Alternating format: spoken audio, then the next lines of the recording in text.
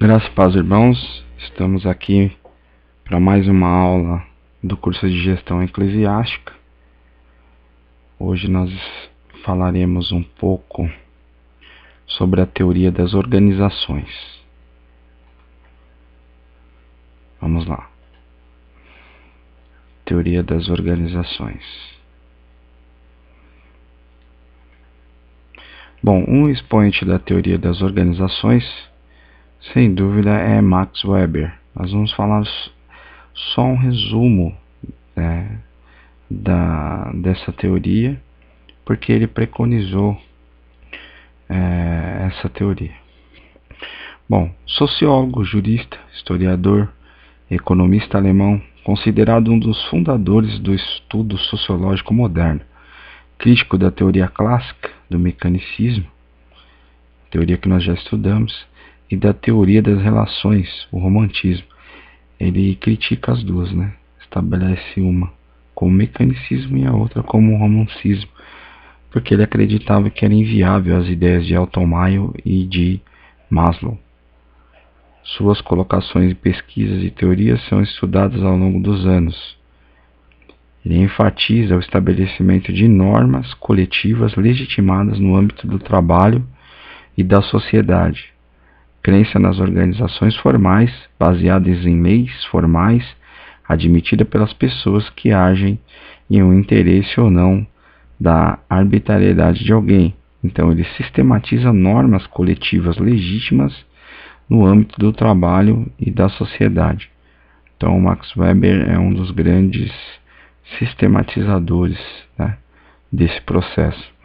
Apenas uma curiosidade importante, né, na verdade, é o seguinte. Eu tenho em mãos aqui o livro A Ética Protestante e o Espírito do Capitalismo. É um livro de autoria do Weber. Só para nós entendermos. E na página 9, no segundo parágrafo, diz assim: o pensamento de Weber vai nos conduzindo, no prefácio, para uma compreensão da moral protestante em que a valorização religiosa do trabalho e da riqueza conduz a uma formação de um indivíduo de personalidade sistemática e ordenada.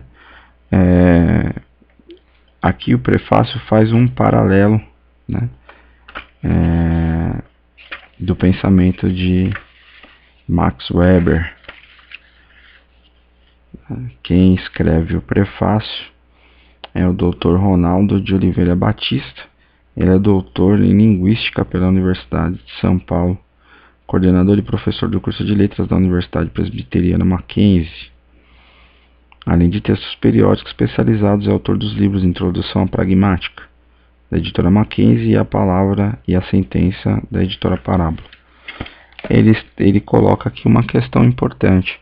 Então, como nós estamos falando da relação dessas questões com a sociedade e a implicação disso no nosso meio cristão evangélico, nós temos então a figura de Max Weber como um sistematizador de normas legítimas no âmbito do trabalho e da sociedade.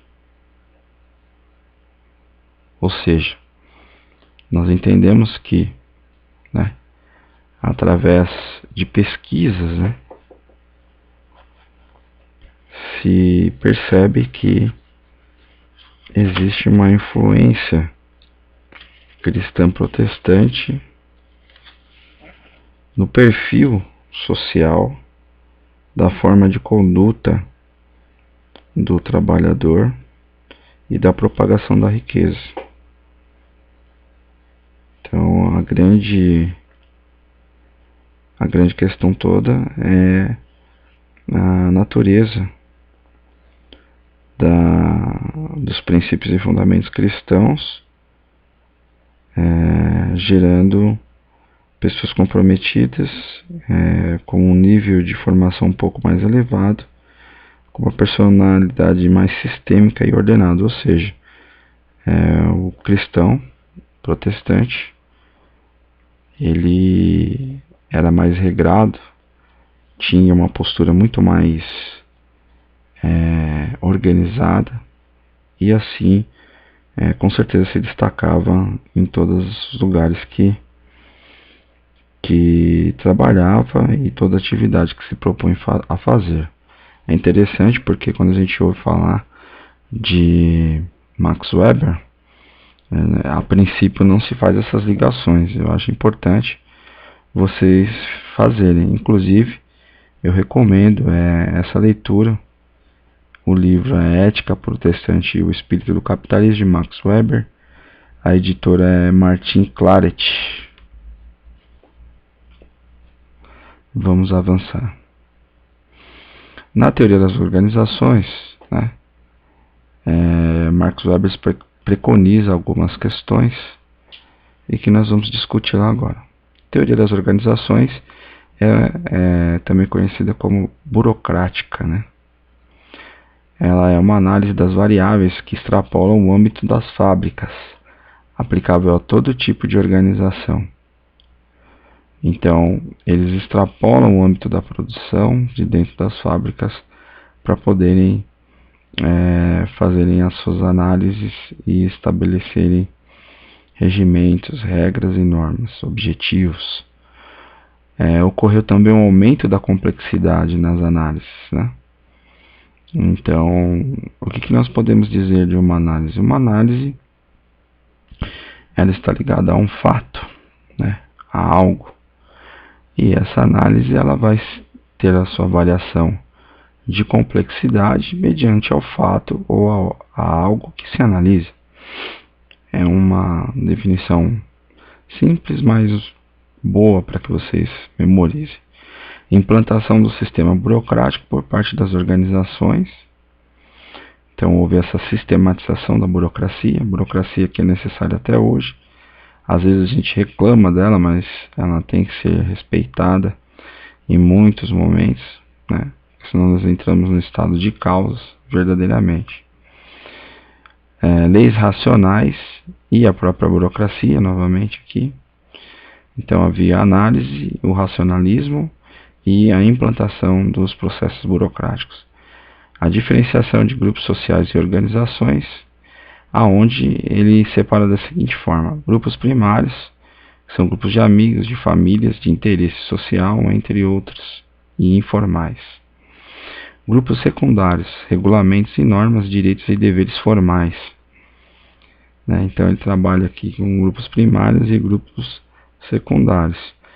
Um informal e o outro formal. Então isso é interessante, né? Porque nos dá já uma inter-relação entre grupos, né? Você percebe que há uma análise e começa a se segregar grupos para se classificar, para sistematizar ações em relação a isso. Características das organizações formais, ele diz formalidade, normas, né, e regras, e impessoalidade, pessoas governadas pelos cargos que ocupam, direitos e deveres, né, que ele estabelece que na formalidade há normas e regras e na impessoalidade, pessoas governadas pelos cargos que ocupam, direitos e deveres. E nós temos o conceito de profissionalismo, ligado a cargos, hierarquias e competência técnica. Ele sistematiza muito essa questão aqui. Nós temos lá no início, quando nós falávamos de vários referenciados, né, na teoria geral da administração, nós citamos, né, os cargos e as funções, e ele vai um pouquinho além. Bom, modelos de organizações segundo Weber. Ele acreditava que existiam organizações que tinham características coercitivas, que exerciam controle por meio da força física e a coerção. Então, isso para pessoas de baixa escolaridade e através de proibições. Exemplo, prisões e centros de concentração. As organizações utilitárias, controle pela remuneração, recompensa e benefícios. Satisfação específica do cargo, prestígio e perspectiva de carreira. Essas eram as organizações utilitárias. E as organizações normativas, organizações religiosas políticas e de cunho ideológico, né, o comprometimento dos participantes, né, sem coerção ou remuneração. Então ele trabalha esses conceitos de organizações, né? Então você percebe que as normativas ele inclui as organizações religiosas também, olha aqui, políticas e de cunho ideológico, tá certo? É muito interessante ver, porque na dimensão da análise da burocracia, da implantação da burocracia e dos estudos de Max Weber, a religião foi um dos pontos a ser analisado, inclusive a religião protestante, né? Muito interessante. Bom, disfunções da teoria burocrática, né? Então aqui também no portal administração.com são 3 críticas, né? Uma de Charles Perrow, William Root, Robert Merton. Quais eram as disfunções da teoria burocrática de Max Weber? Particularismo, né? Tratava questões de modo particular, interesses pessoais, um excesso de regras, que nós conhecemos hoje como a máquina burocrática, né? E a hierarquização, segundo Charles Perrow. Segundo William Root, o mecanicismo, o individualismo, pouca comunicação, desestímulo à inovação e fraca responsabilidade, né? Segundo Robert Merton, excesso de regulamentos, excesso de formalidade, burocracia, fraca relações humanas. Isso aqui é claro, né? Porque nós vimos anteriormente que ele se opõe a Elton Mayo e Maslow. Ele trabalha esse conceito até como algo assim meio lúdico, meio romântico, né? E a hierarquia de processos, né?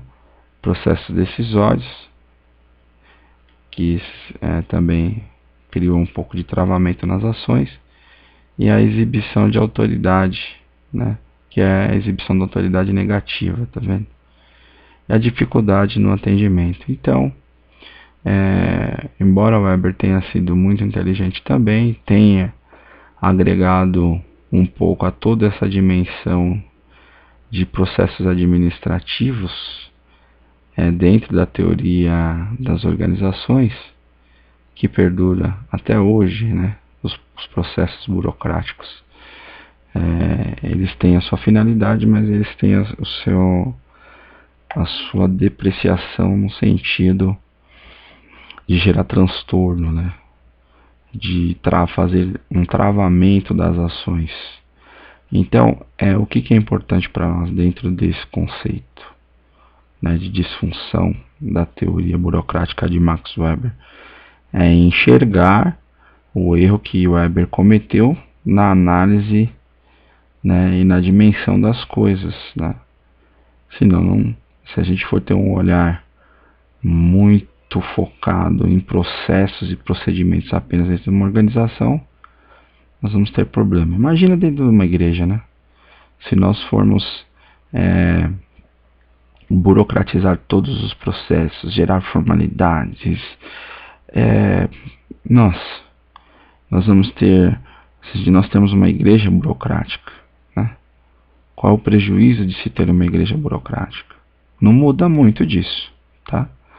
Se você parar para analisar, uma igreja que é burocrática, extremamente burocrática, né? Ela tem as pessoas têm lá seus interesses pessoais, o excesso de regras, a hierarquização, o particularismo, né? O mecanicismo, você vai fazer as coisas sem ter um sentido, vai haver individualismo, vai haver pouca comunicação, vai ter desestímulos ao novo, a criar projetos, a verificar novas demandas da igreja, né? A questão da fraca responsabilidade também, né? Excesso de regulamentos, excesso de formalidades. Isso vai engessando as instituições que começam a criar resistência a mudanças. Nós vamos ter problemas nas relações humanas por tudo isso que nós já falamos, né? Nós vamos ter sim também a exibição de autoridade quando se tem um sistema engessado, desse dentro de uma igreja, de uma instituição, e dificuldade em atender a expectativa do nosso irmão que vem para a igreja e aquele que é perdido, né, no sentido de que ainda não encontrou o caminho que é Jesus e visita as nossas congregações, né? Ele vai ter dificuldade de ser atendido nas suas necessidades, que muitas vezes são reais e têm que ser resolvidos naquele momento. Então, para isso, precisa ter disponibilidade. Bom, aquilo foi um resuminho, né, da teoria das organizações, e eu gostaria de colocar um tópico aqui também, né, para vocês sobre desenvolvimento tecnológico. Olha que interessante, né? Projetado para calcular rotas estratégicas durante ataque aos países do eixo durante a Segunda Guerra Mundial, o integrador e calculador numérico elétrico ENIAC, sigla em inglês de Electrical Numerical Integrator and Calculator. Sua conclusão se deu em 14 de fevereiro de 1946, com cerca de 30 toneladas, olha só isso, 5,5 metros de altura, 25 metros de comprimento, 70 mil resistores e aproximadamente 18 mil válvulas a vácuo. O gigante ocupava 180 metros quadrados na área de um ginásio esportivo. Apesar de seu tamanho e robustez, o ENIAC nada mais era do que uma grande calculadora criada pelos professores, né, John Mauchline e J. Preston Eckert, certo? Me perdoem se eu errar nas traduções aí, né, as pronúncias, tá bom? Você coloca lá, professor, o senhor errou na pronúncia, tá bom? Aí nós vamos procurar nos corrigir, né? Mas vamos lá. Bom, eu fiz um paralelo, tracei um paralelo aqui. Esse, na época que eu coloquei essa foto, esse era o menor computador de mão do mundo. E ele superava o ENIAC em milhões de vezes, né? Na sua rapidez, na sua lógica, na sua capacidade de processamento de dados. Então vocês percebam que a influência tecnológica é algo muito sério. E essa influência tecnológica, essa capacidade de se transportar informação nessa dimensão, ela também reflete-se na capacidade de sofrer influência dessas informações e também nessa dimensão. E tudo isso vai gerar um impacto dentro da sociedade e vai mudando a característica e o perfil dessa sociedade, né? Vocês percebem que eu tenho falado muito disso, porque quando nós fazemos gestão eclesiástica, nós temos questões que são padrões, mas nós temos outras questões que são ligadas à comunidade e à sociedade e à gestão de pessoas, tá? Bom, um dos fenômenos que propiciaram um desenvolvimento de algumas economias e principalmente vamos dizer assim, voltando aqui para a imagem, a capacidade de desenvolvimento tecnológico e desenvolvimento dessas tecnologias nos países se dão devido à quebra de barreiras comerciais entre os países e o fenômeno da globalização, né? Globalização que faz integração dessas economias, né? Tem aqui a moedinha de €1, né? Aqui o nosso extinto R$1, né? Muito difícil encontrar essa nota, acho que ela nem está mais em uso. Ien, dólar e euro, né? Então, essas são as moedas hoje que nós estamos mais familiarizados, né, aqui no Brasil. Essa relação de globalização traz também um entrelaçamento dos processos de enculturação, né? A enculturação, que é a influência de uma cultura, de um povo, de uma nação na outra, né? Através dos meios tecnológicos e das mídias sociais. Bom, nós vamos para algumas definições. A primeira definição é a definição de instituição. O que é uma instituição? Instituição é uma organização, né? Você, para ter uma instituição, precisa ter uma organização, ser um grupo organizado, né? Ou um núcleo organizado, que tem a função de controlar o funcionamento da sociedade. Então, quando você fala que a instituição é uma organização reguladora e de controle, nós não estamos errados, né? Possui regras e normas, olha a burocracia aqui, o que permite organizar as interações sociais e o desenvolvimento de uma metodologia que associe um ambiente favorável à alocação racional de recursos, tudo dentro do racional, né? Racionalidade de recursos, né? Com organização e interações sociais que satisfaçam as necessidades sociais. Como instituição, a Igreja é sujeita à legislação do seu país no que diz respeito ao seu relacionamento com o Estado. Isso é muito importante. Então, como instituição, a Igreja é sujeita à legislação do seu país no que diz respeito ao seu relacionamento com o Estado e à sociedade, né? Então, frisei aqui a sociedade, não só com o Estado, mas com a sociedade, estabelecendo assim seus direitos e deveres e, por meio de suas próprias normas, regula seu funcionamento através de seu estado social de regime interno, seu estatuto social, desculpa, meus irmãos, porque o estatuto social é muito importante. Isso faz parte já da gestão eclesiástica, né? Porque a igreja ela vai se enquadrar, né? Se adaptar, é claro, mas se enquadrar nessa questão. As igrejas possuem regimento interno e declaração de fé, e também o seu estatuto social. Estatuto social, que é importantíssimo a sua redação, assim como seu regimento interno e declaração de fé. A fonte é o livro de gestão, né? Nós temos aí o autor, o Gabi, 2013. Bom, o que é uma empresa? Uma empresa é uma organização cuja atividade é a produção de bens e ou serviços com a finalidade de atender às demandas e às necessidades de clientes visando lucro. Eu dei uma sintetizada nessa definição para ficar mais simples para nós, tá? Mas, resumidamente, basicamente é isso, ok? Algumas igrejas oferecem alguns serviços, né?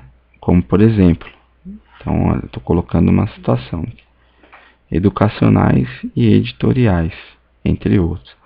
A finalidade da igreja não deve ser de obter lucro financeiro, por ser uma instituição sem fins lucrativos. Toda a renda deve ser revertida de forma imediata para o atendimento social e a expansão do reino de Deus. Igreja não é para ficar com caixa lotado de dinheiro, só, irmãos. Igreja é para ter doações que são revertidas para a própria comunidade. né? É um conceito assim muito difícil de ser obedecido hoje em dia, né? Não digo que quem não o faz plenamente está errado, né? Porque precisa ter um caixa de reserva, um fluxo, né? Para algumas situações emergenciais, né? Mas hoje a gente percebe, infelizmente, que algumas igrejas oferecem serviços com fins lucrativos, né? E isso é errado, no sentido da igreja como instituição sem fins lucrativos, né?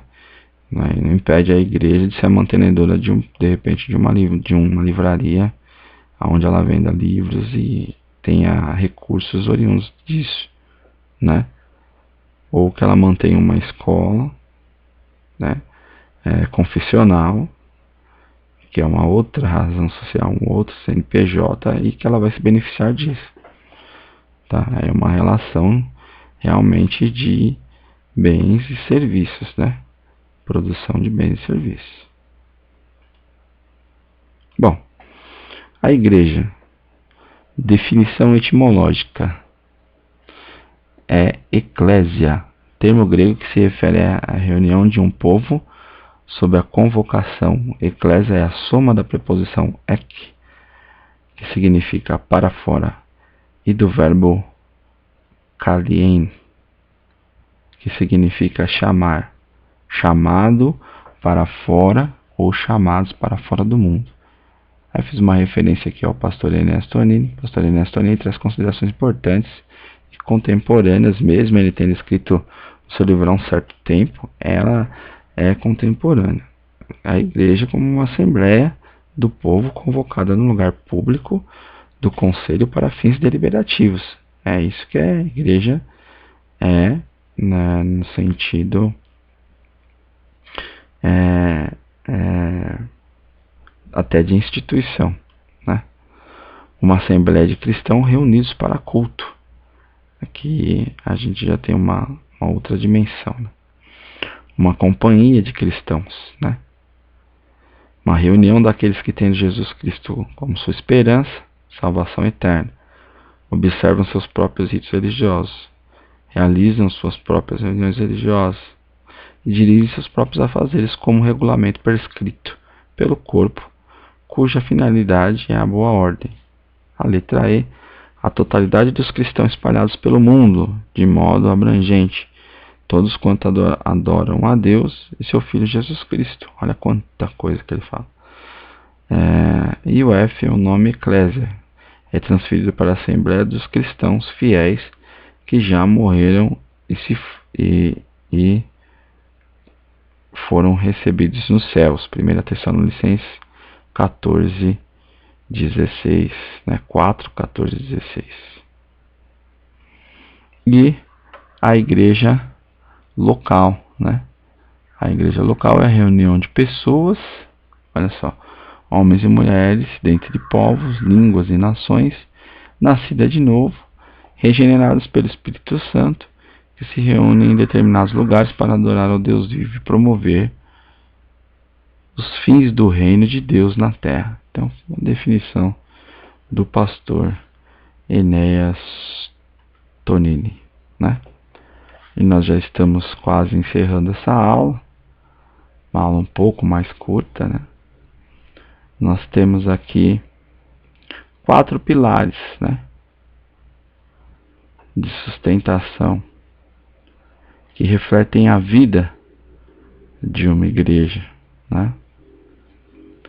Nós temos a comunhão, externada lá em Salmo 133, e o conceito de koinonia, comunhão, estar junto, aproximado. Nós temos o comprometimento com a pregação do Evangelho, com a ação evangelizadora, tá certo? Que é a pregação, querigma, está lá em Marcos 15:16 e Atos 1:8. E diaconia, serviço, generosidade, de auxílio ao outro, né? E aí aqui nós voltamos para a martúria, como testemunha, autenticidade e validação. Isso é um ciclo continuado e que perdura. Hoje nós não temos a influência, né, de outros fatores nesse ciclo que sejam tão latentes como esses daqui que nós tratamos. Eu gostaria de agradecer a vocês. Nós chegamos ao fim desta aula e nos veremos na próxima aula. Espero que vocês tenham gostado. Um grande abraço.